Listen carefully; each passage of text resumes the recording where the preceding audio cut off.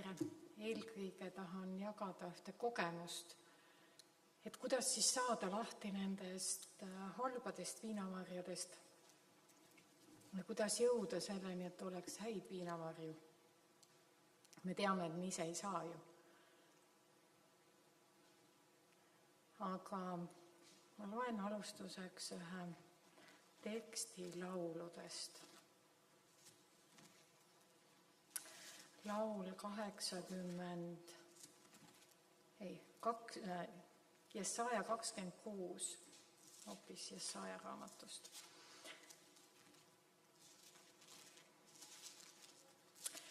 Jesaja 26, 2-4. Avage väravad, et saaks sisse minna õige rahvas, kes püsib usus. Kindlameelsele sa hoiad rahu, sest ta loodab sinu peale. Lootke alati Jehova peale, sest Issand Jehova on igavene kalju. Me teame seda, me usume seda, aga kui tuleb hetk, kus järsku päike läheb pilve taha ja kõik läheb tumedatesse värvidesse, loodus on samasugune meie ümber, päevast päeva, aga miskipärast üks meie päev võib olla väga hall ja must ja halb ja me ei näe enam nagu midagi. Ja mingi olukord ja sel nädalal ma avastasin, et need olukorrad ja hetked, need on nagu mündid meie elus. Ja mündil on alati kaks külge. Üks on kiri ja teine on see number, millega mõõdan mina oma elu. Kas ma panen kõik numbritesse, mõõdan, kui palju, mitu sentimeetrit, kui mitu eurot, kui mitu inimest, kui mitu võitu, milles ma mõõdan? Või on ja siis ma ütlen, et küll ma olen tubli. Ja siis olen jälle väga halb, kui asjad on miinustes ja olengi masenduses. Või ma toetun selle kirja poole peale ja ma toetun sõnale, Jumalale seeläbi. Ja tegelikult ma olen avastanud, et nagu igas hetkes Jumal annab meile võimaluse, et sina valid, kumba mündi poolt sa vaatad. Ja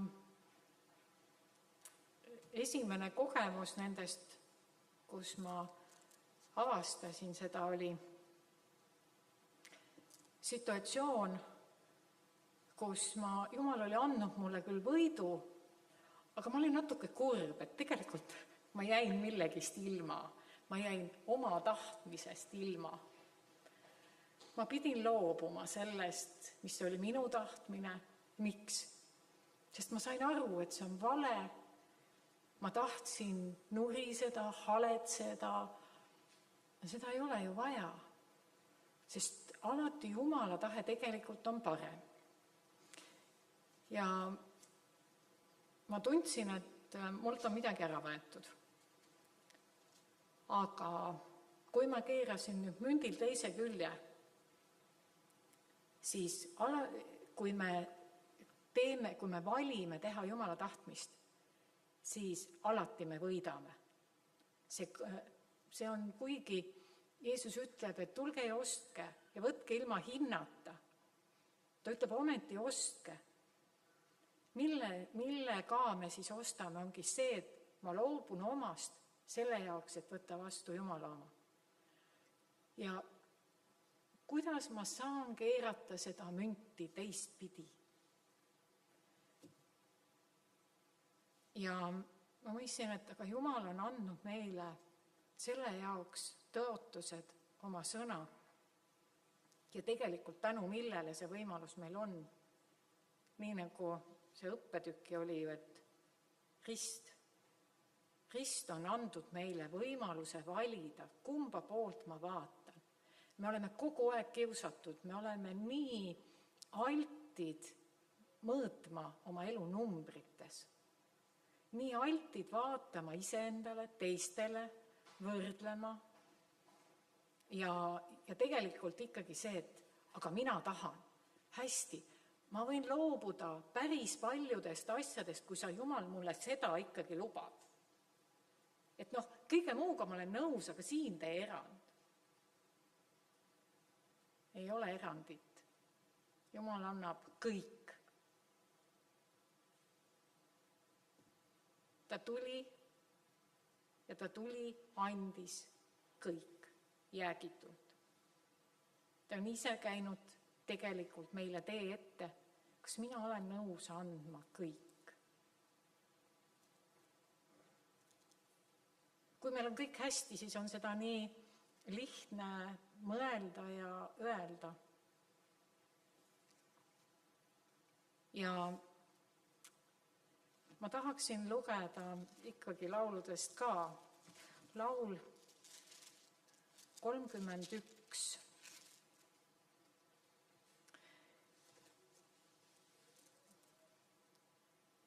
Kui on see masendus, ma võin valida, kuhu ma vaatan.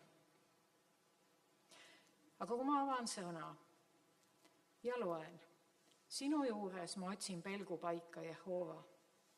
Ärgu ma jäägu häbisse elades, oma õiguse pärast päästa mind.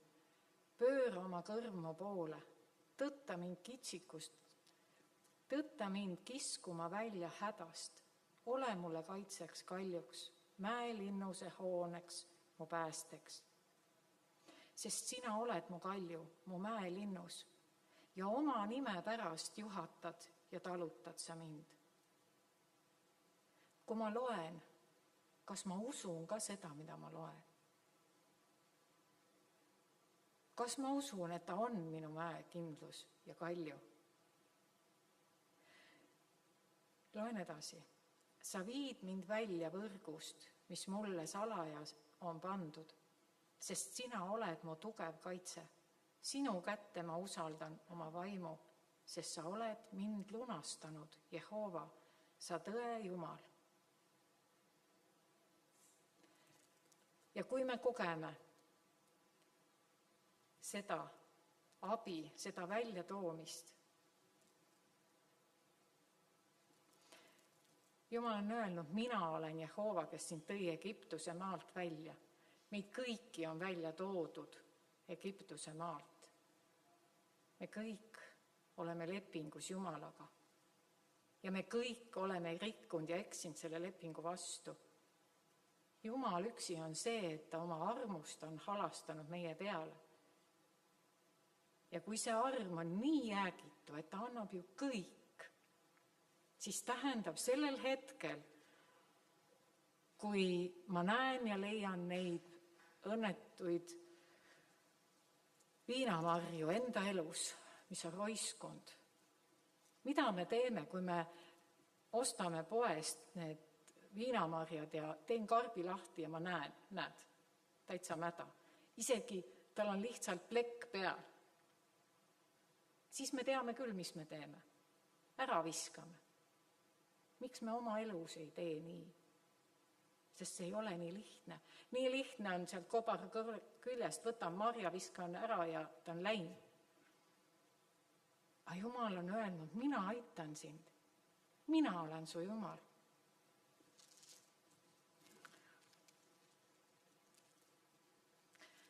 Loen Jesaja 40 peatükk.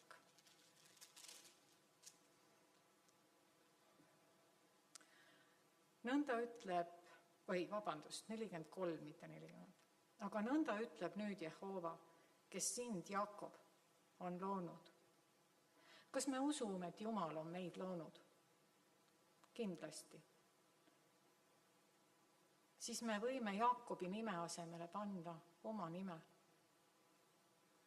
Aga nõnda ütleb nüüd Jehova, kes mind on loonud ja kes mind on kujundanud. Kas me usume, et Jumal on meid muutnud võrreldes selle päevaga, kui me tulime alles Jumala juurde? Me loeme, aga kas me usume? Jah, me usume, et tema on meid kujundanud. Järelikult see sõna meile, kui ta ütleb, ära karda, sest ma olen sind lunastanud. Ma olen sind nimepidi kutsunud. Sa oled minu päralt. Ja nii palju on tõotusi, mis aitavad meil keerata sellel mündil teise poole. Alati on võimalus vaadata olukorda, inimesi ühelt või teiselt poolt, ühe või teise mõõdupuuga. Ja eriti nendel hetkedel, kui nagu mitte midagi aru ei saa ja kõik on pime ja täiesti halb ja must, siis mind isiklikult on palju kinnitanud Jesaja 42:16 salm. Ma juhin pimedaid teel, mida nad ei tunne. Ma lasen neid käia tundmatuid radu. Ma muudan pimeduse nende ees valguseks ja konara tasaseks. Kas ma usun? Kas ma see hetk, kui ma olen selles raskuses ja loen seda, kas ma siis ka usun, et see nii on? Ja Jumal kinnitab ja ütleb, need on asjad, mida ma teen, ega jäta tegemata. Küsimus, kuhu ma toetun? Ja meil on valik. Tänu Jumalale, see on see suur arm, meil on võimalus valida igas selles hetkes, kus me oleme väga kiusatud mõõtma jälle nendes numbrites, vaatamas sellele, mida me saame käega katsuda. Aga Jumal tahab tõsta meid ülesse ja anda midagi palju suuremat, väärtuslikumat. Neid tõelisi häid viinakobaraid.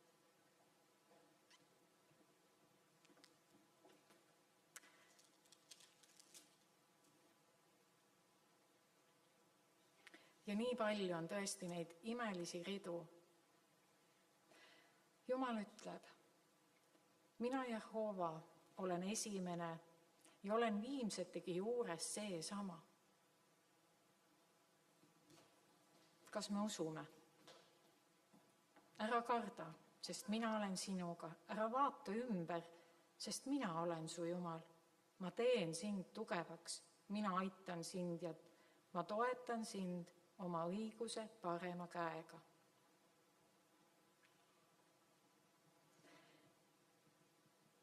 Ja palju. Üks asi on see, et kui Jumal on meile nii ligi andnud need tõotused, kui palju on kõike seda, mida me tegelikult ei mõista, aga mida me peame iseenesest mõistetavaks. Me oleme nii harjunud. Meil õppetükitunnis tuli ju ka välja, et me oleme nii harjunud kõige selle maailmaga meie ümber, et inimesed kõnnivad, liiguvad. Ja inimesed on veel pahased, kui ei saa liikuda ja kõndida. Aga kõik see on ju arm, et me seda saame. Me hingame, et selleks on tingimused ja võimalused. Et tegelikult on Jumal nii suur ja kummaline ka Hiobi juures ju, kui Hiob oli oma raskuses ja ahastuses ja oli pahane, et miks Jumal ei vasta talle. Et miks see kõik tema elus on, siis Jumal hakkab talle rääkima loodusest ja loomadest, oma loomingust. Hiob oleks võinud mõelda, et kuule, hallo, mul on endal praegu paha olla, mis sa mulle nendest räägid? Aga ta sai kogemuse midagi. Mina ei oska seda seletada, ma ei tea, aga ma usun, et Jumal tahab ka meile anda seda, et me igas olukorras mõistaks, suudaks valida temale toetuda, ka siis, kui me asjadest aru ei saa ja ei mõista. Ja kui Jumal suudab kõike seda käigus hoida, mis on meie ümber, siis, ja ta on nii vägev, ja siis ju ammugi suudab ta meid muuta, meid päästa sellest, mida me ei taha, ja anda asemele parema. Ja nii mõnigi kord me arvame, et no mul on ju päris hästi, polegi väga halvasti. Siis, ja jääme sellest ilma ja siis me nutame. Aga Jumalal on veel parem asemele anda. Ainult, et kuna meie ei ole näinud ja me ei tea seda paremat, siis meile tundub ikka see vana veel kallis ja armas. Aga siin ongi see usk, et kas ma usun seda sõna, kas ma toetun Jumalale. Ja Jumal on see, kes on oma sõna taga ja ta teeb selle. Nagu me lugesime, ta ei jäta tegemata.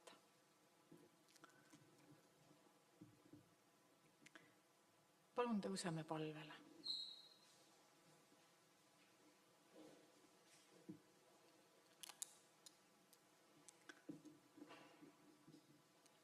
Kallis taevane Isa, sina tead ja näed, et meie igaühe elus on halvemaid ja paremaid aegu. Ja vahel me endile paistame päris roiskunuina. Ja me imestame, miks sa ikka veel tegeled meiega.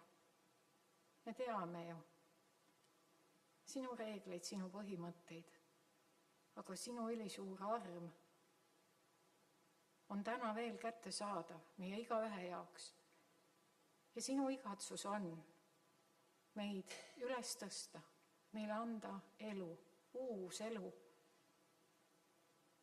Et kui ka vaenlane toob meile mis iganes olukordi, millised mündid nii-öelda meie ette satuvad, ja vaenlane tahab alati keerata selle negatiivse poole, et me näeks ainult halba. Aga sina, Isa, võid avada meie silmad ja näidata meile teist poolt, tõsta meid ülesse, anda meile jõudu.